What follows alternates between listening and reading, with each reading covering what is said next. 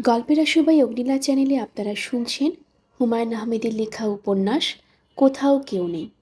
আজ থাকছে এর নবম পর্ব।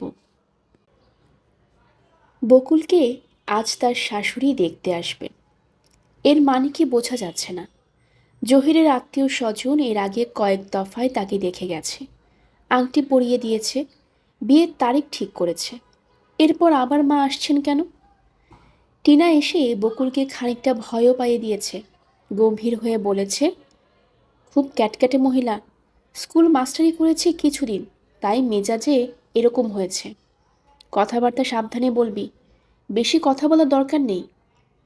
বকুল বলল, উনি কি বিয়েটা পছন্দ করছেন না? না। বুঝলে কি করে? তোমার সঙ্গে কথা হয়েছে? না, জহির আমাকে কথায় কথায় বলল। তোর একটা ছবি দিয়েছিল। ভদ্রমহিলা ছবির দিকে না তাকিয়ে বললেন, মেয়ের নাক মোটা। আমার নাক কি মোটা? নাক ঠিকই আছে, বুদ্ধি মোটা। বকুলের মন খারাপ হয়ে গেল। তার বুদ্ধি কম, এটা সে নিজেও জানে। যাদের বুদ্ধি বেশি তারা পাটিগণিত ভালো জানে, সে একেবারেই জানে না। মেট্রিকে সে যদি ফেল করে, পাটিগণিতের জন্যই করবে। ভদ্রমহিলার সন্ধ্যাবেলা আসার কথা, তিনি বিকেলে একা একা চলে এলেন।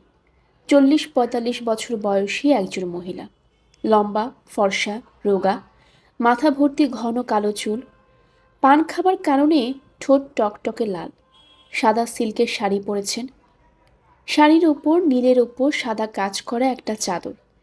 তাকে দেখে মনেই হয় না তার এত বড় একটা ছেলে আছে। তিনি রিকশা থেকে নেমেই বললেন, খুব ফর্সা ফর্সা শুনেছি, তুমি কিন্তু মা একটু কালো।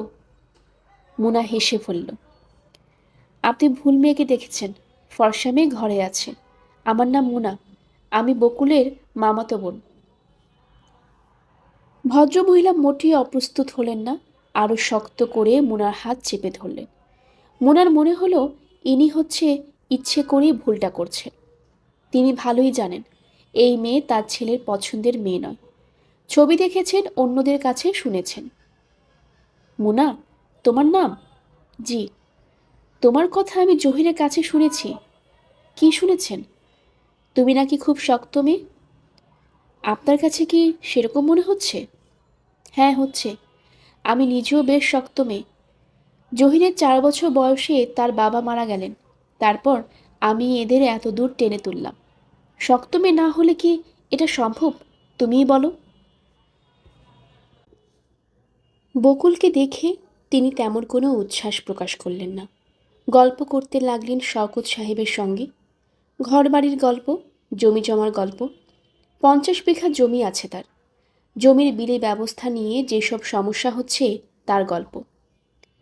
ঘুরে ঘুরে প্রতিটি ঘর দেখলেন, কে কোথায় ঘুমায় আগ্রহ করে জানতে চাইলেন। শওকত সাহেবের স্ত্রীর বাঁধানো ছবি দেখে বললেন, বিয়ান সাহেব তো খুব সুন্দর ছিলেন, ছেলেমেয়েরা কেউ তার মতো হয়নি। মুনা এক ফাঁকে বলল, বকুলকে কি আপনার পছন্দ হয়েছে? তিনি শীতল গলায় বললেন, আমার পছন্দ অপছন্দের তো কোনো ব্যাপার না। জহির পছন্দ করেছে, বিয়ে হচ্ছে ওর পছন্দে। তার মানে আপনার পছন্দ হয়নি?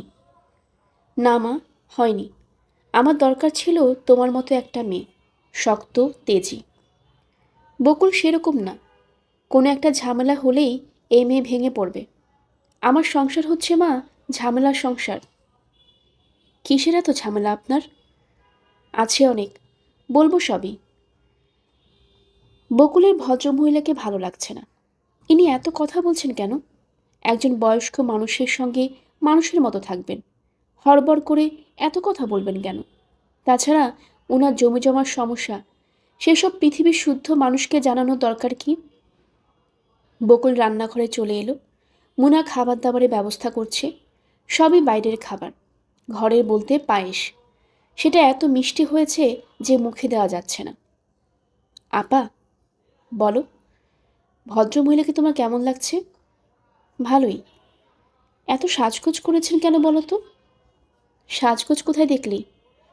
আমার ভালো লাগছে না আপা। তার এই সমস্যা, সেই সমস্যা, এসব শুনতে কি কার ভালো লাগে? চা দিয়ে আয়। আমি পারবো না। বাজে কথা বলবি না। নে, ট্রেটা ধর। বকুল ট্রে নিয়ে মুখ কালো করে বের হওয়ার প্রায় সঙ্গে সঙ্গেই বাবু এসে বলল, আপা, মামুন ভাই এসেছে, বসার ঘরে বসেছে। মুনা সহজ স্বরে বলল, গিয়ে বল ঘরে অনেক মেহমান, অন্যদিন যেন আসে। বাবু নিচু স্বরে বলল, এটা আমি বলতে পারবো না আপা, বলতে হলে তুমি বলবে। মামুন জড়সড় হয়ে বসেছিল, তার হাতে একটা হাঁড়ি দই। আসার পথে কি মনে করে সে এক হাঁড়ি দই কিনে ফেলেছে, এর জন্য নিজে এসে খানিকটা বিব্রত বোধ করছে। মিষ্টি দই এসব কিনে কারো বাড়ি যাওয়াটাই কষ্টকর, নিজেকে কেমন জামাই জামাই মনে হয়। মুনা এসে ঢুকলো, মামুন হাসতে চেষ্টা করলো, হাসিটা ঠিক ফুটল না, কোথায় যেন আটকে গেল। তোমাদের বাড়িতে কি হচ্ছে, কেউ এসেছে নাকি? বকুলের বিয়ে হচ্ছে, ওর শ্বশুরবাড়ি থেকে এসেছে। বকুলের বিয়ে হচ্ছে নাকি? এত তাড়াতাড়ি যে? ভালো ছেলে পাওয়া গেছে, বিয়ে দিয়ে দেওয়া হচ্ছে। এটা খারাপ না, একদিক দিয়ে ভালোই। আমি তাহলে বরং অন্যদিন আসি, কথা ছিল তোমার সঙ্গে। কথা থাকলে এখনই বলো, আবার আসার দরকার কি? আর আসার দরকার নেই? কি বলো তুমি? একবার তো বলেছি তোমাকে। শোনো মুনা, ঠান্ডা মাথায় একটা কথা শোনো, ঠান্ডা মাথায় কথা বলো। আমি যা বলছি ঠান্ডা মাথায় বলছি। আচ্ছা ঠিক আছে, একটা কথা রাখো, তুমি বরং আরও মাসখানেক নিজের মতো থাকো। মাসখানেক আমি তোমাকে বিরক্ত করব না। ভালো। গ্রামের বাড়িতে চলে যাচ্ছি, মাসখানেক ওখানে থাকবো, চাকরি ছেড়ে দিচ্ছি। মুনা চুপ করে রইল। মামুন সিগারেট ধরালো একটা, নিচু গলায় বলল, বাসায় যেটা নিয়েছিলাম সেটা থাকবে, ভাড়া দিয়ে যাব। তোমার রাগ ভাঙলেই বিয়ে করে ওই বাড়িতে গিয়ে উঠব। উঠি এখন?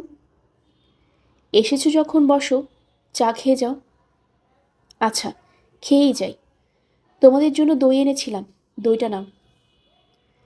মুনা দই হাতে রান্নাঘরে চলে গেল, বাবুকে দিয়ে চা এবং পায়েস পাঠিয়ে দিল।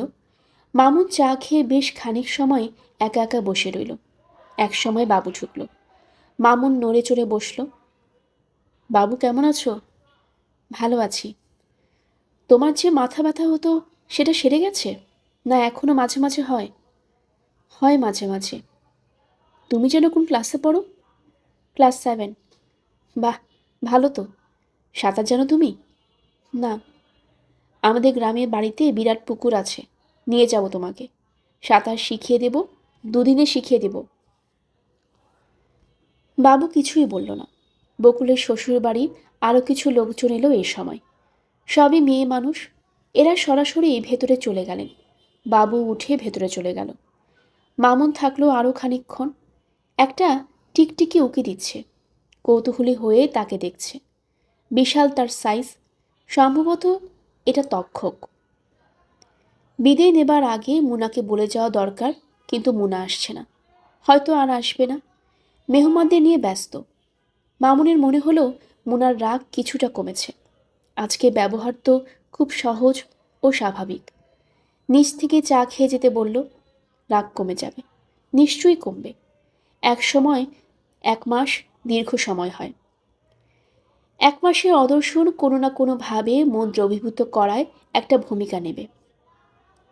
মামুন বসেই রইল। কাউকে না বলে চলে যাওয়াটা ভালো দেখায় না। টিকটিকিটা এখনও তাকে দেখছে। বাকেরের বড় ভাই হাসান সাহেব ফাইন্যান্সের জয়েন্ট সেক্রেটারি। লোকটি শান্ত প্রকৃতির, কখনো কোনো ব্যাপারে সামান্যতম উত্তেজনাও তার আচার ব্যবহারে প্রকাশ পায় না। অফিস শেষে সরাসরি বাসায় ফেরেন। দোতলা থেকে পারতপক্ষে নিচে নামেন না, মাঝে মাঝে বারান্দায় গম্ভীর মুখে বসে থাকেন। আজও তেমনই বসেছিলেন। আজ তার মুখ শুধু গম্ভীর নয়, কিছুটা বিষণ্ণ। বারান্দায় বসে থাকলে সাধারণত তার হাতে খবরের কাগজ কিংবা কোনো ম্যাগাজিন থাকে। আজ তাও নেই। তার ফর্সা গাল কিঞ্চিত লাল হয়ে আছে। আজ তাদের একটি নাটক দেখতে যাওয়ার কথা। তিনি কিছুক্ষণ আগে সেলিনাকে জানিয়ে এসেছেন তিনি যাবেন না। সেলিনা ব্লাউজ ইস্ত্রি করছিলেন। নাটকে যেতে হবে এই উপলক্ষে শাড়ির রং মিলিয়ে ব্লাউজটি আজই কেনা হয়েছে। রং মিলছিল না, বহু ঝামেলা করে পাওয়া গেছে, তিনি কিছুক্ষণ আগে ব্লাউজ ধুয়েছেন। ভেজা কাপড়টি এখন ইস্ত্রি করে শুকানো হচ্ছে। এখন দেখা যাচ্ছে নাটকেই যাওয়া হবে না। তার স্বভাব চরিত্র হাসান সাহেবের মতো নয়। তিনি অল্পতেই রাগেন, আজও রাগলেন। রাগ প্রকাশ না করে বললেন, কেন যাবে না? হাসান সাহেব বিরস মুখে বললেন, যেতে ইচ্ছা করছে না। কেন ইচ্ছে করছে না? সকালেও তো বললে যাবে। আমি ইয়াসিনকে পাঠিয়ে টিকিট আনালাম। দুপুরে টেলিফোনে জিজ্ঞেসও করলাম, তখনও বললে যাবে। শরীরটা ভালো লাগছে না। আমি তো খারাপ কিছু দেখছি না। আমার কাছে তো তোমার শরীর ভালোই মনে হচ্ছে। হাসান সাহেব কথা না বাড়িয়ে বারান্দায় চলে গেলেন। কাজের মেয়েটি চা নিয়ে এলো। অন্য সময় সেলিনা চা নিয়ে আসতেন। তিনি চায়ে বেশি চিনি খান। কাজের মেয়েটির সেই আন্দাজ নেই। চায়ে চুমুক দিয়ে তার মেজাজ খারাপ হলো, কিন্তু তিনি কিছু বললেন না। আজ অফিসে একটা ঝামেলা হয়েছে। সামান্য ঝামেলা নয়, বড় রকমের ঝামেলা। এক মন্ত্রীর সঙ্গে কথা কাটাকাটি হয়েছে। সামরিক সরকারের মন্ত্রী। এদের মেজাজ উঁচু তারে বাধা থাকে। সারাক্ষণই মনে করে তাদের যোগ্য সম্মান দেয়া হচ্ছে না। এই মন্ত্রীটি পান খেতে খেতে হাসান সাহেবের ঘরে ঢুকেই বললেন, 11টার সময় আপনাকে দেখা করতে বলেছিলাম।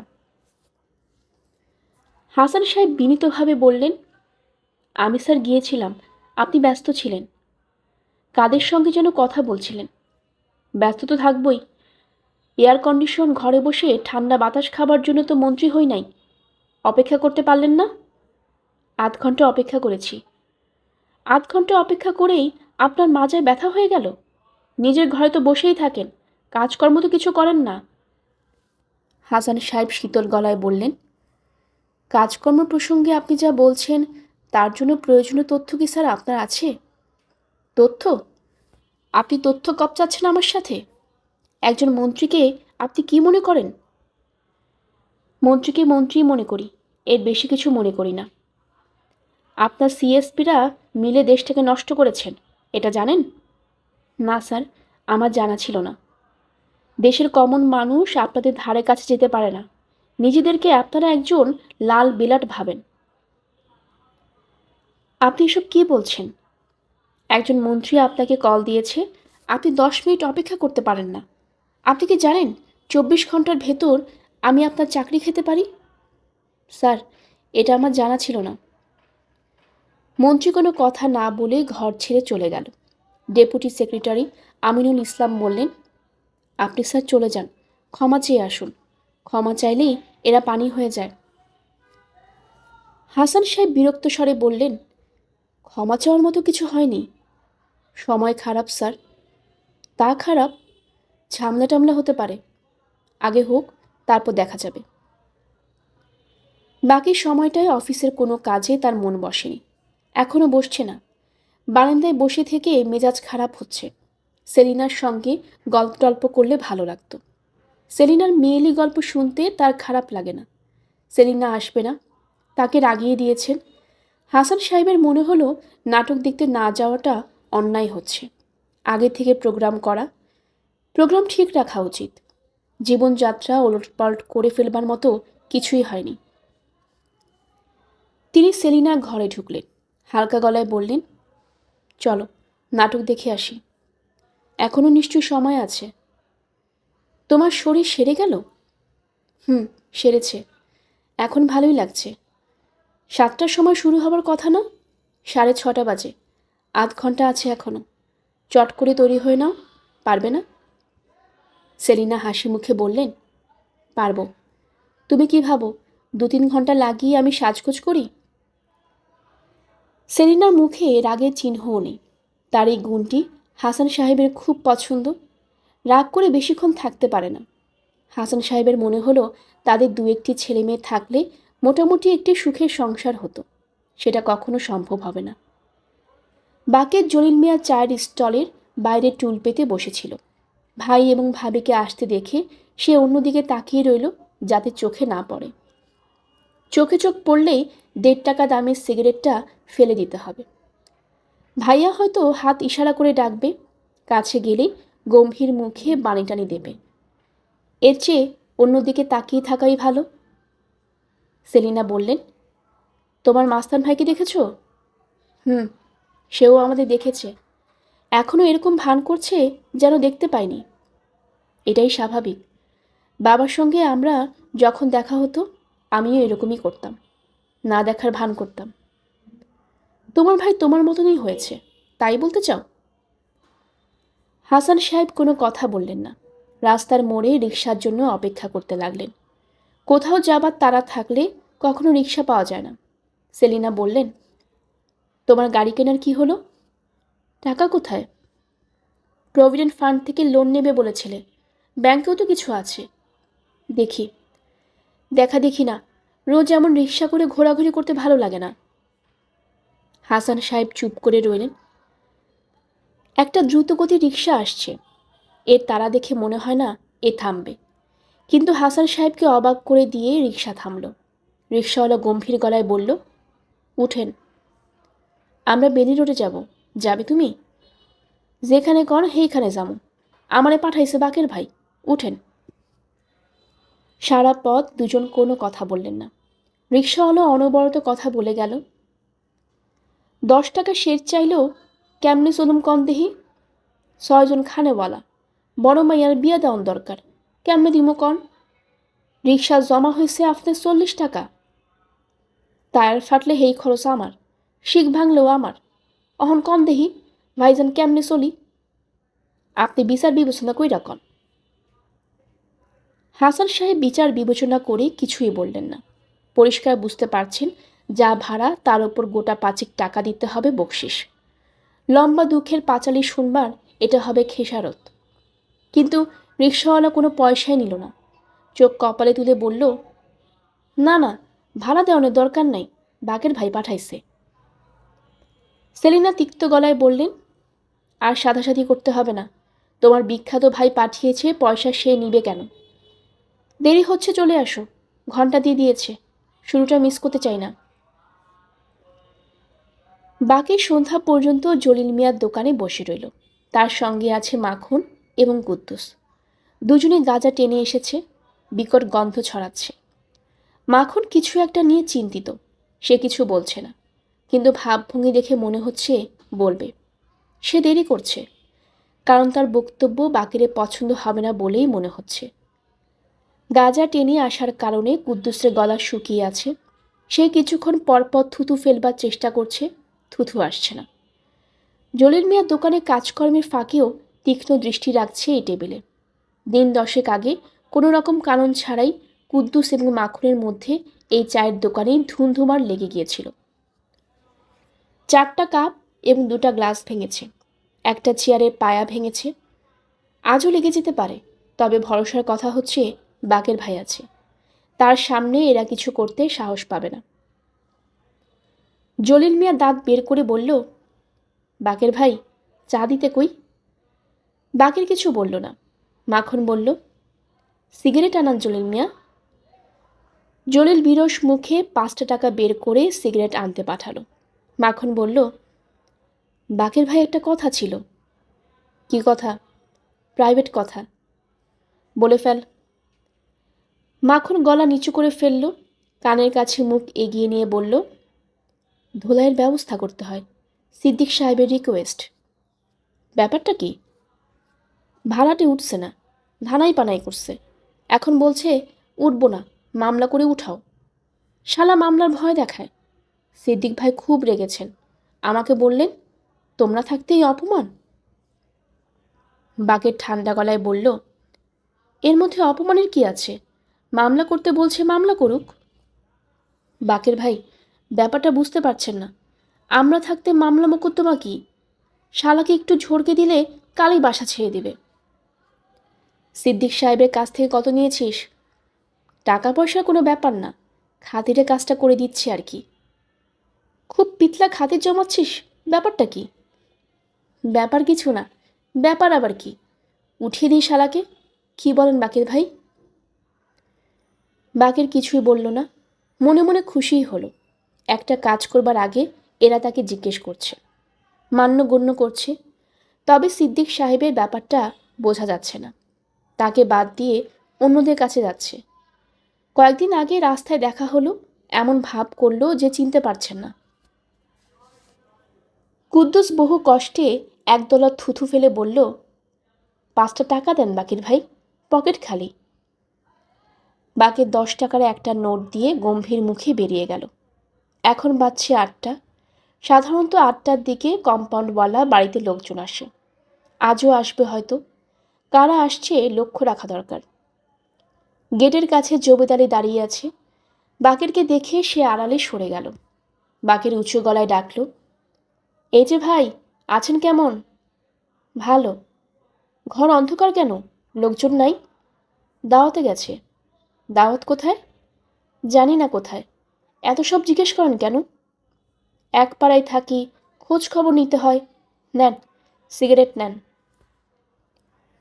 বাকের সিগারেটের প্যাকেট হাত এগিয়ে দিল। জবিদ আলী বলল, আমি সিগারেট খাই না। কথাটা সত্যি নয়। উটের মতো মুখের এই লোকটিকে দেখেছে খেতে। ভাম কোথাকার। মাঝে মধ্যে সিগারেটটা টানতে দেখি।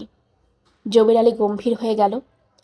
বাকের তার গম্ভীর মুখ সম্পূর্ণ উপেক্ষা করে বলল, মেয়েরা ভর্তি হয়েছে কলেজে? কি বললেন? মেয়েরা কলেজে ভর্তি হয়নি? আপনি বলছিলেন ভর্তি হবে। জানি না কিছু। বোধহয় হয়নি।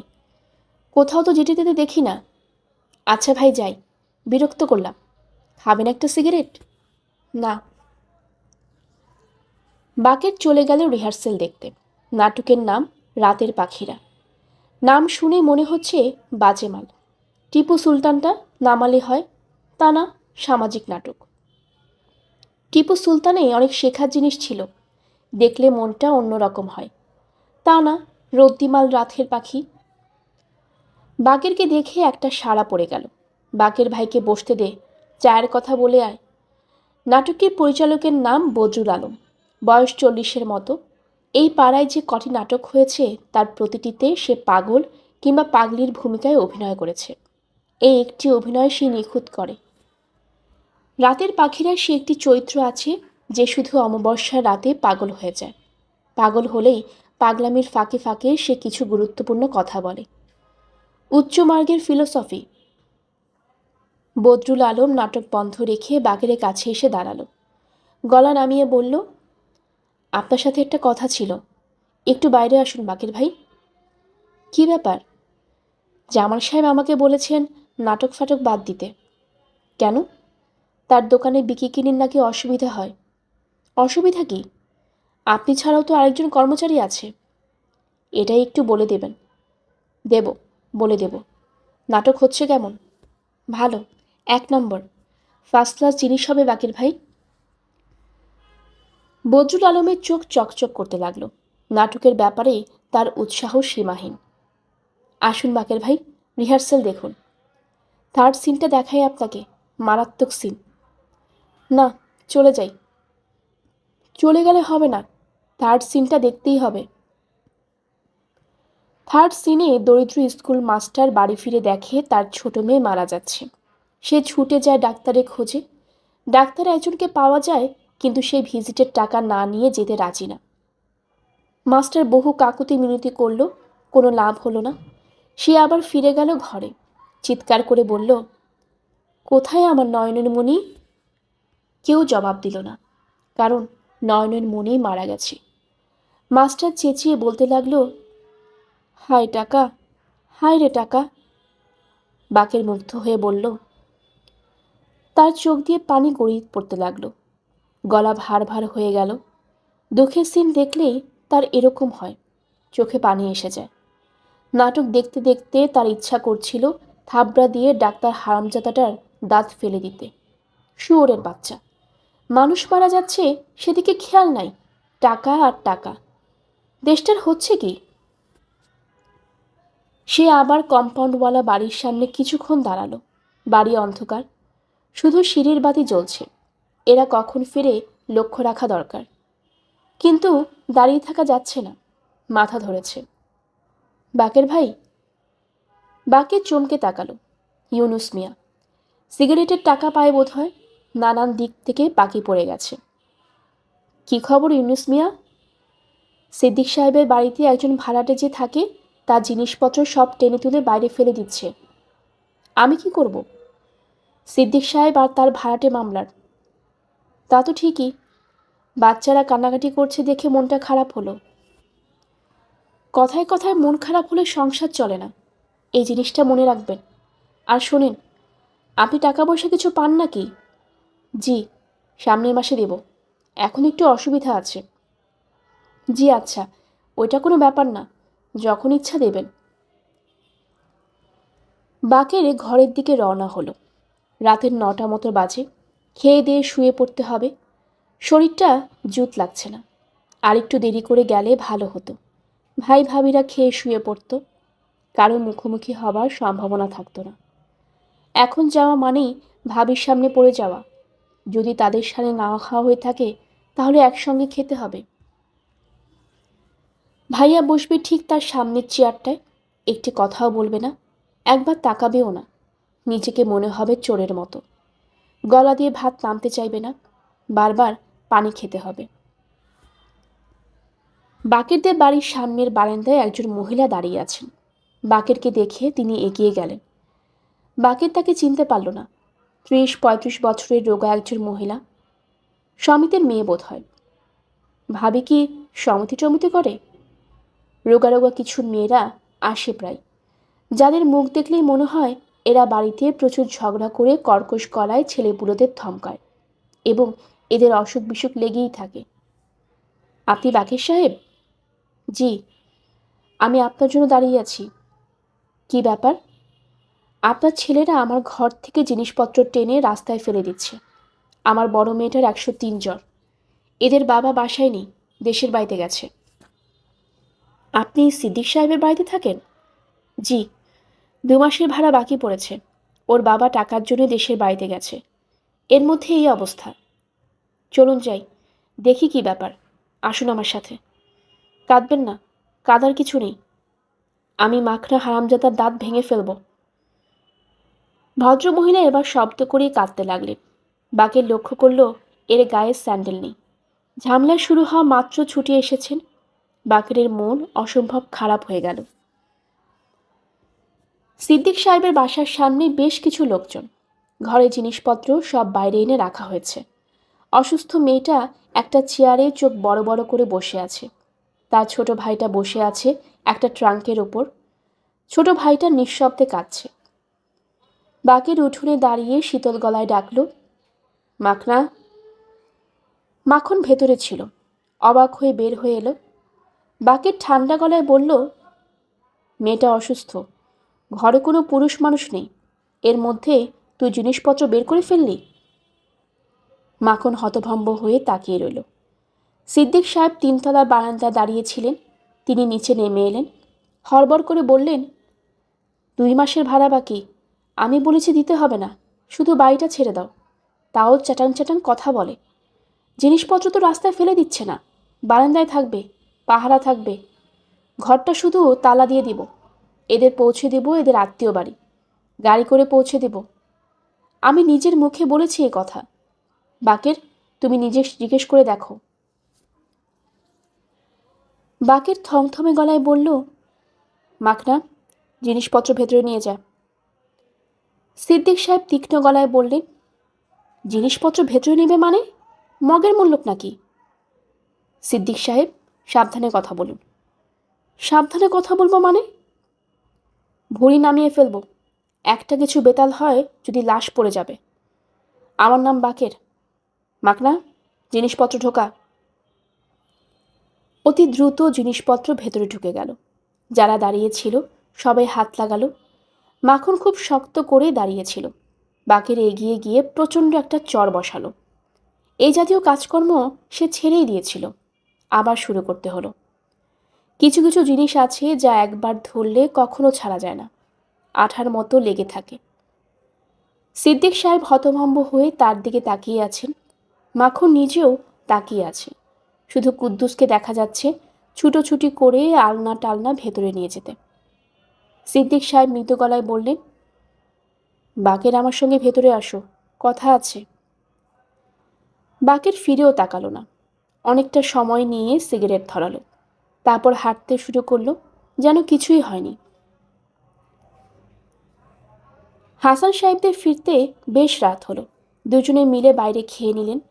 অনেকদিন পর তারা বাইরে খেতে এসেছেন। ইদানিং দুজনে একসঙ্গে তেমন কোথাও যান না। সূক্ষ্ম একটা দূরত্ব তৈরি হয়েছে। সেলিনার ধারণা এটা হয়েছে তার জন্য। সংসারে শিশু না থাকলে সবাই দূরে দূরে চলে যায়, এটাই নিয়ম। সংসারে শিশু না আসার দায়িত্ব সেলিনার একার। বিয়ের পরপর টিউমারের কারণে তার জরায়ু কেটে বাদ দিতে হয়েছে। অত্যন্ত আশ্চর্যের ব্যাপার, হাসান সাহেব এখন পর্যন্ত বলেননি একটা বাচ্চা কাচ্চা থাকলে ভালো হতো। সেলিনার ধারণা একদিন না একদিন সেই প্রসঙ্গ তুলবেই। কে জানে, হয়তো আজই তুলবে। সেলিনা বললেন, কথা বলছো না কেন? কি ভাবছো? হাসান সাহেব সিগারেট ধরাতে ধরাতে বললেন, চাকরি ছেড়ে দিলে কেমন হয় সেলিনা? সেলিনা অবাক হয়ে তাকালেন। চাকরি ছাড়ার কথা বলছো কেন? হাসান সাহেব কিছু বললেন না, ভ্রু কুঁচকে তাকিয়ে রইলেন। তাকানোর এই ভঙ্গিটি সেলিনার চেনা। এর মানে হচ্ছে তিনি আর কিছুই বলবেন না। এই প্রসঙ্গে তো নয়। সেলিনা প্রসঙ্গ বদলালেন। নাটক কেমন লাগলো? ভালো। কার অভিনয় সবচেয়ে ভালো লেগেছে? সবাই ভালো। তবু স্পেসিফিক্যালি দু একজনের নাম বলো। হাসান সাহেব আবারও ভ্রু কুঁচকে তাকিয়ে রইলেন। তার মানে নাটকে কিছুই তার মাথায় ঢোকেনি। অন্য কোনো ব্যাপার নিয়ে ভেবেছে। ব্যাপারটা কি? সেলিনার উদ্বেগের সীমা রইল না। হাসান সাহেব শুনলেন কে যেন তার সঙ্গে দেখা করতে এসেছে। বসে আছে ড্রয়িং রুমে। সকাল 9টা বাজে। অফিস যাবার তারা। এই সময় কেউ আসে? হাসান সাহেব কাপড় পরতে পরতে ভাবলেন, দু ধরনের লোক এই সময় তার কাছে আসতে পারে। নির্বোধ ধরনের লোক, কিংবা বড় ধরনের বিপদে পড়া লোক। প্রথমটি হওয়ার কথা, কারণ পৃথিবীতে বড় ধরনের বিপদে পড়া মানুষের চেয়ে নির্বোধের সংখ্যা বেশি। ড্রয়িং রুমে সিদ্দিকুর রহমান সাহেব বসেছিলেন। গায়ে ধবধবে সাদা পাঞ্জাবি, পান চিবাচ্ছেন। ঠোঁট বেয়ে এক ফোঁটা পানের রস পড়েছে সাদা পাঞ্জাবিতে। তার দিকে তাকালে পাঞ্জাবিতে সদ্য হওয়া পানের পিকের দাগই সবার প্রথমে চোখে পড়বে। হাসান সাহেবেরও পড়ল। তিনি ভ্রু কুঁচকে তাকিয়ে রইলেন। সালাম আলাইকুম স্যার, আমার নাম সিদ্দিকুর রহমান। আমি থাকি আপনার। আমি চিনি আপনাকে। কি ব্যাপার বলুন, আমার অফিসে তারা আছে। বলতে একটু সময় লাগবে। সময় লাগলে অন্য সময় আসতে হবে। এই মুহূর্তে আমার হাতে সময় নেই। ঘটনাটা আপনার ভাই প্রসঙ্গে, বাকিরের বিষয়। সেটা বাকিরের সঙ্গে বলা উচিত, আমার সঙ্গে নয়। ওর সঙ্গে কয়েকদিন আগে আমার একটা ঝামেলা হয়েছিল। তারপর থেকে একটার পর একটা ক্ষতি হচ্ছে আমার। কীরকম ক্ষতি? আমার গাড়ির উইন্ডশিল্ডটা চুরি গেল। একটা দোকান আছে আমার, স্টেশনারি শপ। তার কাজ টাজ ভেঙে একাকার। তারপর একদিন। আপনার ধারণা এসব বাকিরের কাজ? জি। পুলিশ কেস করুন। আপনার সন্দেহের কথা বলুন। এক পাড়ায় থাকি, পুলিশে কেস। এক পাড়ায় থাকলে পুলিশে কেস করা যাবে না এমন কোনো কথা নেই। হাসান সাহেব উঠে দাঁড়ালেন। তার গাড়ি এসে গেছে। আর বসে থাকা অর্থহীন। তিনি সবসময় অফিসে যাবার আগে সেলিনাকে বলে যান। আজ সেটা করতে ভুলে গেলেন। গাড়িতে উঠলেন অন্যমনস্ক ভঙ্গিতে। সারা পথে কোনো কথা বললেন না। অফিসে তার জন্য একটি বিষয় অপেক্ষা করছিল। তাকে ওএসডি করা হয়েছে, অফিসার অন স্পেশাল ডিউটি। মন্ত্রী সাহেব ব্যাপারটা তাহলে ভোলেননি। তার ক্ষমতা দেখিয়েছেন শেষ পর্যন্ত। হাসান সাহেবের এই মন্ত্রীর প্রতি খানিকটা সমীহ বোধ হলো। এর ক্ষমতা তাহলে আছে। অধিকাংশেরই থাকে না। মাঠে বক্তৃতা দিয়েই যাবতীয় ক্ষমতা শেষ হয়ে যায়। সেক্রেটারি আমিরুল ইসলাম সাহেবের নিঃশ্বাস ফেলার সময় ছিল না। তবু তিনি হাসান সাহেবকে ডেকে পাঠালেন।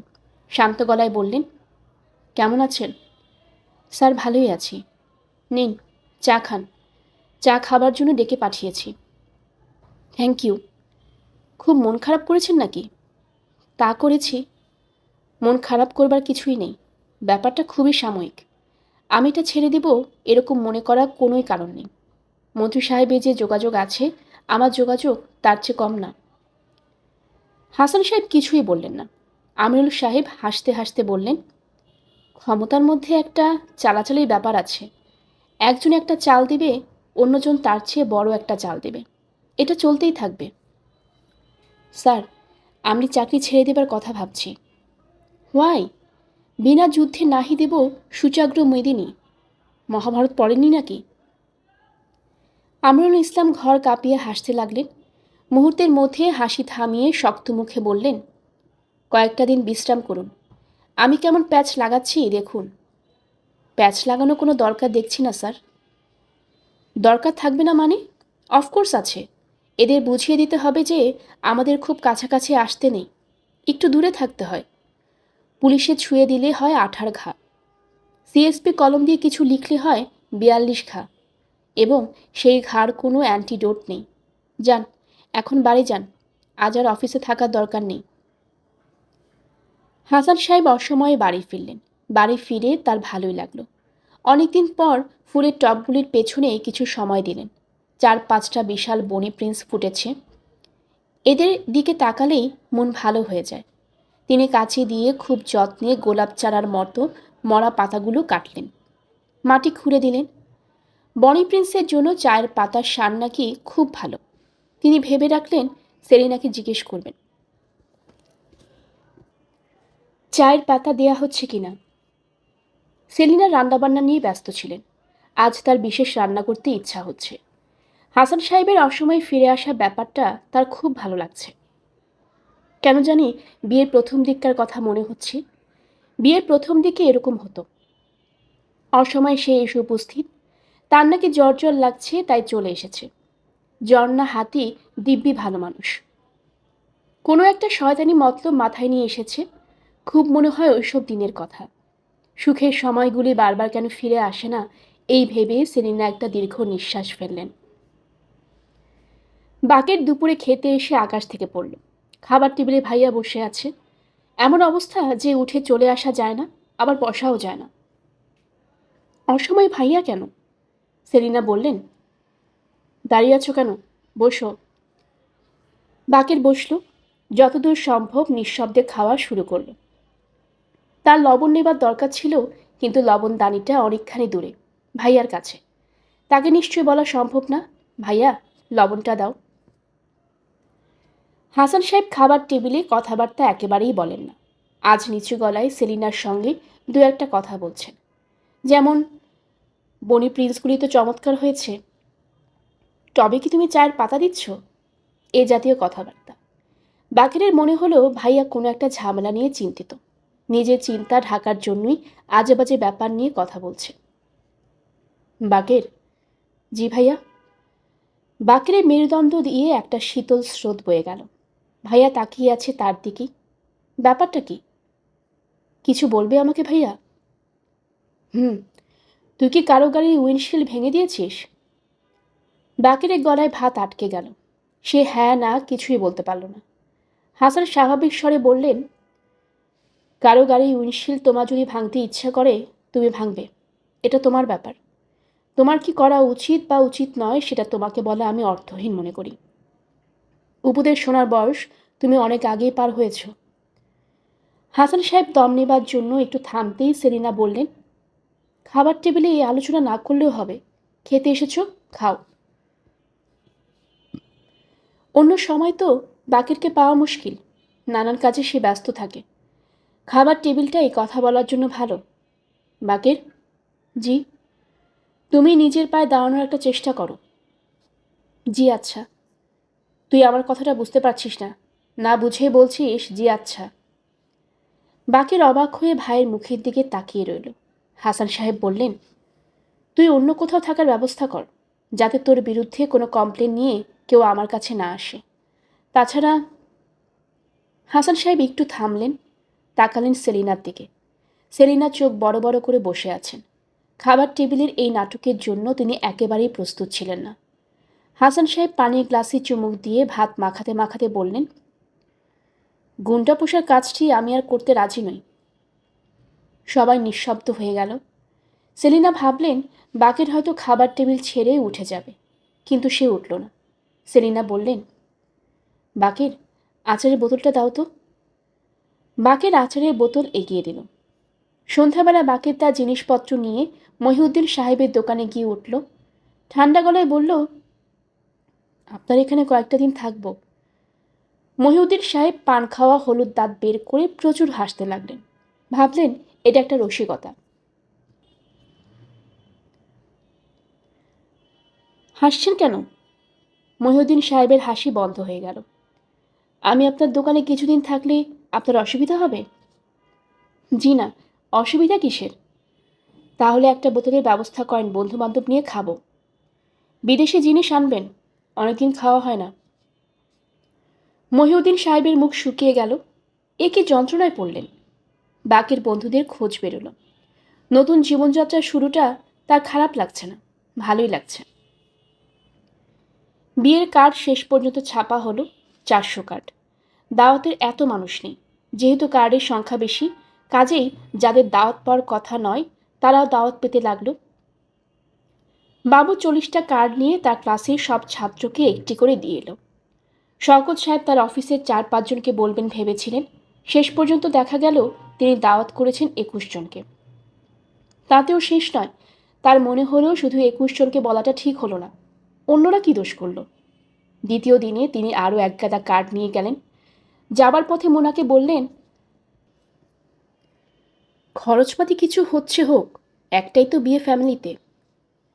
মোনা গম্ভীর গলায় বলল, একটাই বিয়ে মানে? আমি কি বিয়ে করব না নাকি? শওকত সাহেব হকচকিয়ে গেলেন। মোনা বলল, কি চুপ করে আছো কেন? তোমার কি ধারণা আমি সন্ন্যাসী হয়ে যাব? কি যে বলিস তুই! শওকত সাহেব হাসতে চেষ্টা করলেন। মুনার আজকাল কি হয়েছে, উল্টাপাল্টা কথা বলে ফেলে। মুনা, তুই মামুনকে কার্ড পাঠিয়েছিস? মামুনকে কার্ড পাঠাবো কেন? বিয়েতে যাতে আসে সেজন্যে। সে এলে তোদের বিয়েরও একটা ডেট ফেলে দেব। শরীরের অবস্থা ভালো না, কাজকর্ম সব শেষ করে রাখতে চাই। কি বলিস? শরীরের অবস্থা খারাপ মনে করলে তাই করা উচিত। বাবুরও বিয়ে দিয়ে দাও। কি বললি? বললাম, বাবুরও বিয়ে দিয়ে ঝামেলা চুকিয়ে দাও। ক্লাস 4-5-এ পড়ে, এমন একটা মেয়ে খুঁজে বের করো, একটা বাল্যবিবাহ হয়ে যাক। শওকত সাহেব চোখ বড় বড় করে তাকিয়ে রইলেন।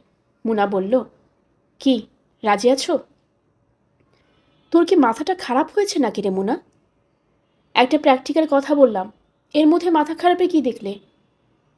মুনা তার মামাকে গভীর সমুদ্রে ফেলে চলে এলো বাবুর কাছে। বাবু স্কুলে যায়নি, দু হাতে মাথা চেপে বসে আছে। তার চোখ লাল, দেখেই মনে হচ্ছে তার অসহ্য যন্ত্রণা হচ্ছে। কিরে বাবু, মাথা ধরেছে? হুম। তোর বিয়ে ঠিকঠাক করে এলাম, বালিকা বধূ চলে আসবে ঘরে।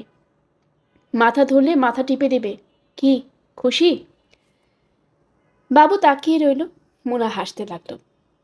বাবু বলল, একটু মাথা টিপে দেবে আপা, মরে যাচ্ছি। মাথা টেপার সময় নেই রে, এখন যেতে হবে অফিসে।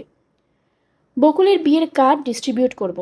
সবার বন্ধু বান্ধব আসবে, আমার কেউ আসবে না, এটা খারাপ না। তুই ঘর অন্ধকার করে শুয়ে থাক, মাথা ধরা সেরে যাবে। মুনা নতুন শাড়ি পরল, অনেক সময় নিয়ে চুল বাঁধল, কড়া করে লিপস্টিক লাগালো ঠোঁটে। বকুলকে বলল, কেমন লাগছে রে আমাকে? পেতনির মতো লাগছে নাকি? ভালোই লাগছে। পেতনির মতো লাগবে কেন? আমার তো মনে হচ্ছে ড্রাকুলার মতো লাগছে। ঠোঁট দেখে মনে হচ্ছে এইমাত্র কারোর রক্ত খেয়ে এসেছি, ঠোঁটে রক্ত লেগে আছে। কি যে তুমি বলো আপা। যাচ্ছ কোথায়? অফিসে। সবাইকে তোর বিয়ের কার্ড দেব, এই কারণে এত সাজগোজ করলাম। এলেবেলেভাবে গেলে সবাই মনে করবে ছোট বোনের বিয়ে হচ্ছে, আমার হচ্ছে না। এই দুঃখে আমি। মুনার কথা শেষ করল না। একগাদা কার্ড নিয়ে রওনা হলো। বাকেরের সঙ্গে দেখা হলো পথে। মুনা হাসি মুখে বলল, বাকের ভাই, আপনাকে নাকি বাড়ি থেকে গেট আউট করে দিয়েছে? বাকের চুপ করে রইল। তার মুখ শুকলো, সে ঘন ঘন থুথু ফেলছে। কি বাকের ভাই, কথা বলছেন না কেন? যা শুনছি তা কি মিথ্যা? মিথ্যা না সত্যি। হাত খরচ পাচ্ছেন না, তাও বন্ধ। হাত খরচের দরকার কি? দিন চলছে কিভাবে? ধারের উপর। বাকের তার জবাব না দিয়ে বলল, তোমার কি শরীর খারাপ নাকি? মুনা তীক্ষ্ণ কণ্ঠে বলল, এত সেজেগুজে বের হয়েছি, তারপরে বলছেন শরীর খারাপ? দেখে সেরকমই মনে হচ্ছে। অফিসের সবাই এ কথা বলল। পালবাবু চোখ কপালে তুলে বললেন, হয়েছে কি আপনার? কি আবার হবে, কিছুই হয়নি। গালটাল ভেঙে একাকার। অসুখটা কি? কোনো অসুখ নেই। মুনা ভেবেছিল কার্ডগুলো দিয়েই চলে আসবে, কিন্তু সে অফিস ছুটি না হওয়া পর্যন্ত থাকলো। সবার টেবিলে খানিকক্ষণ করে বসে হাত নেড়ে নেড়ে গল্প করল। সে ভেবেছিল অনেকেই তাকে জিজ্ঞেস করবে নিজের বিয়ের কার্ড নেই, ছোট বোনের বিয়ের কার্ড, কিন্তু আশ্চর্যের ব্যাপার, কেউ সে প্রসঙ্গ তুলল না। এখনও 15 দিনের মতো ছুটি আছে তার হাতে, তবু সে ঠিক করে ফেললেও আগামীকালই সে জয়েন করে ফেলবে। শুধু শুধু বাড়িতে বসে থাকার কোনো মানে হয় না। তার জন্য একটা বিস্ময় অপেক্ষা করছিল। অফিস ছুটির পর দেখা গেল কর্মচারীদের জন্য ঝকঝকে নতুন বাস। পালবাবু বললেন, ইউনিয়ন ধার করে বসে বাস কিনিয়েছি, এখন থেকে পায়ের উপর পা তুলে অফিসে যাবেন, অফিস থেকে আসবেন। মুনাও উঁচু গলায় হাসতে লাগলো। তার বড় ভালো লাগছে। অফিস টফিস বাদ দিয়ে বাড়িতে বসে থাকাটা খুব বোকামি হয়েছে। শুধু বাস নয় বুঝলেন মিস মুনা, আরও আছে। আর কি? আন্দাজ করেন দেখি। মুনা আন্দাজ করতে চেষ্টা করলো, কিন্তু কিছু বলার আগেই পালবাবু নিচু গলায় বললেন, কর্মচারীদের জন্য ফ্ল্যাট হচ্ছে। বলেন কি? বোর্ড মিটিংয়ে পাশ হয়েছে। 6 মাসের মধ্যে 3টা 4তলা ফ্ল্যাট, 2টা bedroom, drawing cum dining room, বারান্দা। বাহ, চমৎকার তো। এর নাম ইউনিয়নের চাপ, রামচাপ। চাপ তো আগেও ছিল, তখন তো কাজ হয়নি। তখন হবে না বলে এখনও হবে না। দিনকাল পাল্টে যাচ্ছে না। আগের দিন কি আর আছে নাকি? আপনারা শুনছিলেন হুমায়ুন আহমেদের লেখা উপন্যাস কোথাও কেউ নেই। আসছিল এর 9ম পর্ব। আপনারা যারা নতুন আমাদের চ্যানেলটি শুনছেন, তারা চ্যানেলটি কাইন্ডলি সাবস্ক্রাইব করে নেবেন। আশেপাশে যারা আছেন তাদের সবাইকে জানিয়ে দেবেন। পরবর্তী পর্ব শোনার জন্য আমন্ত্রণ জানানো হলো।